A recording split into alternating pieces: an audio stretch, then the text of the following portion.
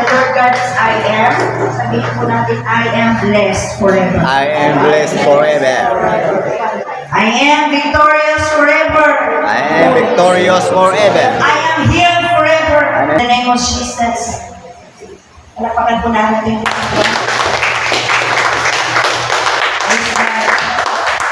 Praise God.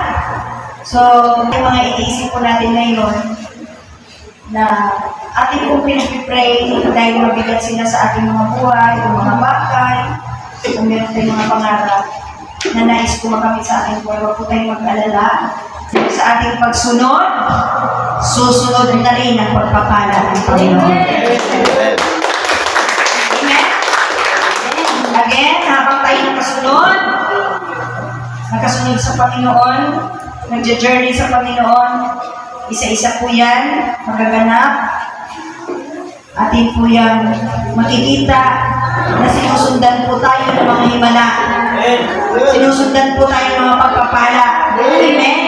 Sinusundan po tayo ng God's favor. Amen? Praise the Lord. Kaya huwag po tayong tumigil sa kasunod sa Panginoon. Praise the Lord. Amen. Okay? Yung pong patungkol sa Christianity. Okay? At doon po sa mga nais ipapahabol ng Diyos kung ano po ang true and deeper meaning ng Christianity. Ang salita pong Christian ay una po nating marinig sa Acts chapter 11 verse 26. Noong pong pinag-uusig po ang mga manampalataya ni Kristo, sila po ay pumalat at meron pong mga kapatiran nakarating sa Antioquia. Okay? At doon po sa Antioquia, doon po sinimula, first time na tinawag po na Kristiyano ang maraming manampalataya. Amen. Ang unang iglesia sa Antioquia, yun po yung doon po nila unang tinawag ang manampalatayang Kristiyano. Amen? Okay, at sa Biblia ay meron na po akong 3 verses na nabasa. Sabihin niyo sa akin kung may dagdag pa. No? Meron po sa 1 Peter chapter 4 verse 16, tapos Acts 26 verse 28. Makikita po natin dyan salitang Kristiyano. Amen? Amen. Okay, so 3 lang po yung verse na akin nabasa. Pero, sasabihin niyo po sa akin kung meron pong kasalian po natin sa 3. Amen? Amen. Okay. So, ang Christianity po ay is not the worshiping of God. Bagamat sinabi ko na po ito noon, pinapahabulan ko ng Panginoon yung Christianity is not the worshiping of God. Even though na Christians worship God. No? Ang Christianity daw po, kasi ang Pilipinas ay nag-claim is a Christian nation. Amen po ba? Ayun po ay believers in Christ. Religious Christianity man yan, or biblical Christianity man po yan. Basta the word Christianity, dapat po natin malaman ang pinaka-deeper meaning, the true meaning of Christianity. At dapat, kapag ito po'y ating naiintindihan, dapat ito na po'y ating lalakaran. Amen? Okay, Christianity is not the worshiping of God. Though Christians worship God.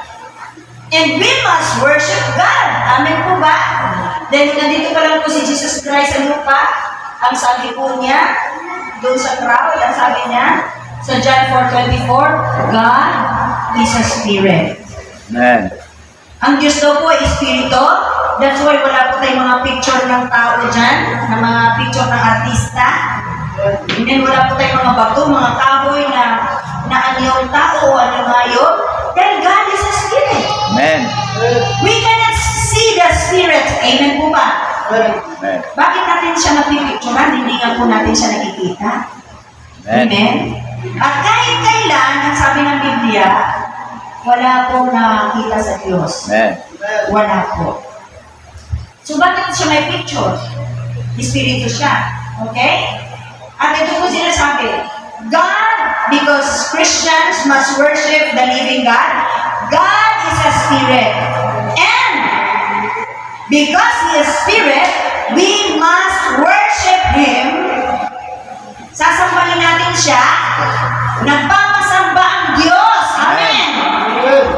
We must worship, we must worship Him. All of the people in the world, we must worship God.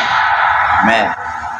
Walang hindi pwede hindi sasamba sa Diyos. Lahat ng dilika, lahat ng nilalang ay dapat sasambahin ng Diyos. Amen. At paano daw po siya sasambahin? Ang sabi ni Jesus, we must worship Him in spirit. Amen. Without looking o, di ba?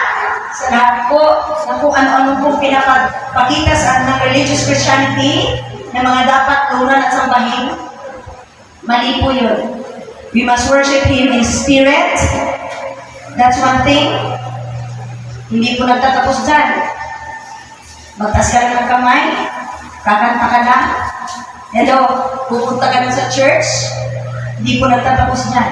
We must worship Him in spirit and in truth. Amen. Yan po ang maraming kulang sa maraming Christian. Ang marami po pumupunta lang sa church, makapagtaas ng kamay, makakanta, amen, makapanalangin. Hindi po nagtatapos dyan. Tama po yan. Pero kulang ka. Kailangan natin sabayan ng Diyos sa Espiritu at katotohanan. Amen. Na ibig sabihin, mga kapatid, huwag ka lang sumamba. Sundin mo, alamin mo, ang kalooban, ang katotohanan, kung ano ang tama, kung ano ang mabuti, mong gagawin sa buhay na ito. Amen? Amen. Ibig sabihin, mga kapatid, mulang po yung pagtaas ng kamay. Kailangan natin magtaas ng kamay. Kulang po yung pagpunta natin dito. Kailangan natin pumunta dito. Amen. Kulang po yung kumanta. Kailangan natin kumanta sa Diyos. Kulang. We're worshiping God in the Spirit. But, ang pagkumpleto niya, yung buhay mo, nakasunod sa kalooban ng Diyos. Amen. Yung buhay mo, nakasunod sa katotohanan. Talabitin mo kapatid mo, kumusta yung buhay mo? Puro ba totoo yung ginagawa mo, sinasabi mo, iniisip mo, totoo ba lahat? Totoo ba lahat ang ginagawa mo sa loob at labas ng tahanan? Totoo ba lahat? Nasa katotohanan ba tayo? Nabubuhay mo ba tayo sa katotohanan? That is Christianity. That's the meaning, the one meaning of Christianity. Worship God in spirit and in truth. Amen? So, Christianity is just not worshiping. Hello? Ang magkumpleto doon sa pag-worship mo sa Lord, yung nabubuhay ka araw at gabi, lumalakad ka sa perpektong kalooban, lumalakad ka sa katotohanan. Ibig sabihin, mga kapatid, yung buhay mo, puro sa katwiran, wala sa kalikuan, wala ka sa kasamaan, sa kabutihan. Amen po ba? Nasa katotohanan ka.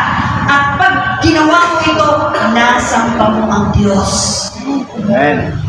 Ang hinihingi ng Diyos na sambahin mo siya ay talagang naibigay mo.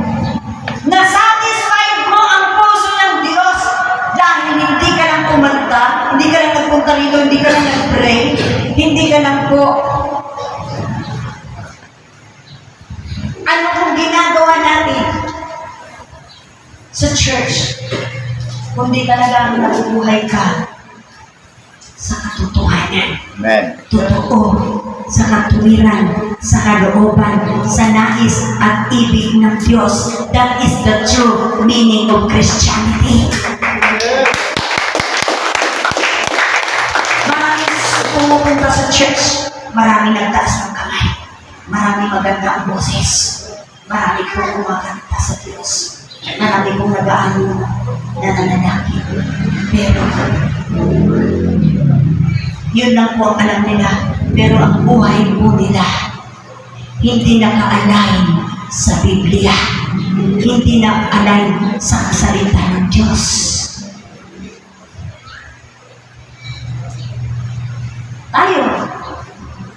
Tayong lahat ay accepted na narito ngayon. Hindi lang po nais at ibig ng Diyos na accepted ka na pumarito. Kailangan yung worship mo ay acceptable sa Diyos. Amen. Hello! Maraming buildings ngayon punong-puno ng so-called Christians because we are a Christian nation. But,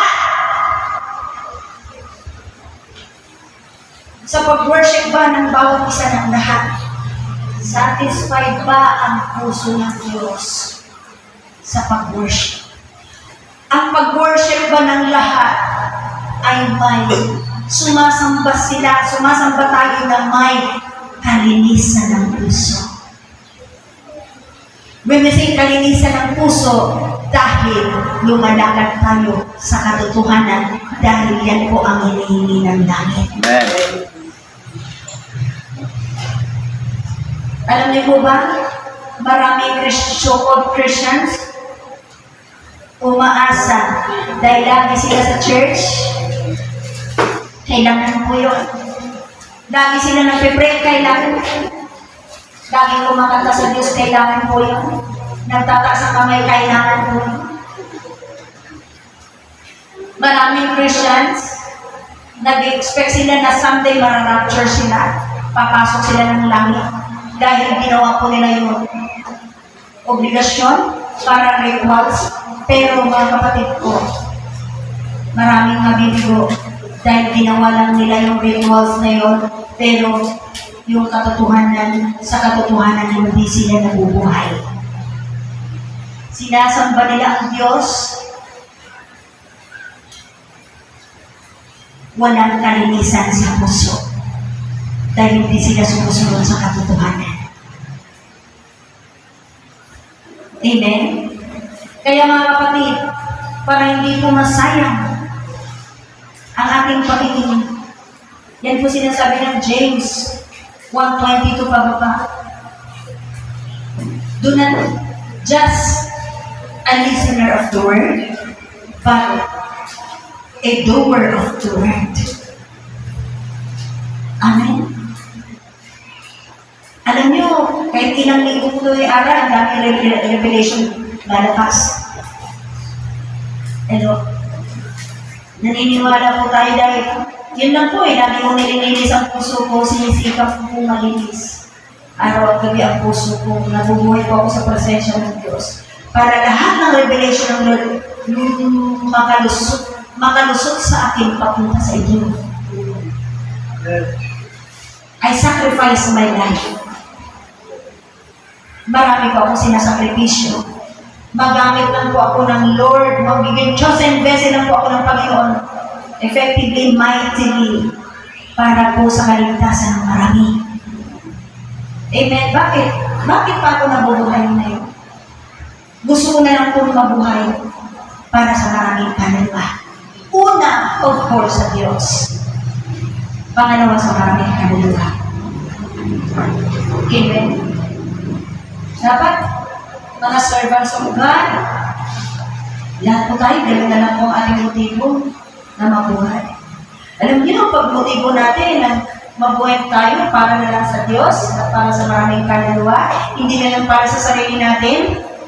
Alam niyo, sumusunod naman ang mga pagpapalay kahit hindi mo iniiling. Amen? Alam niyo mga kapatid, ang sabi ng aklat ng Matthew, chapter 6, hindi para po natin iniiling sa Diyos, hindi para po tayo nananalangin. Alam na po ng Diyos ang ating mga pangailangan. Amen. How much more hilingi mo pa? Amen. Amen? Ngayon, kung nakalimutan mong hingin yung pangailangan mo dyan sa kabalahan mo, sa presensya ng Panginoon, at paglilingkod mo sa Panginoon,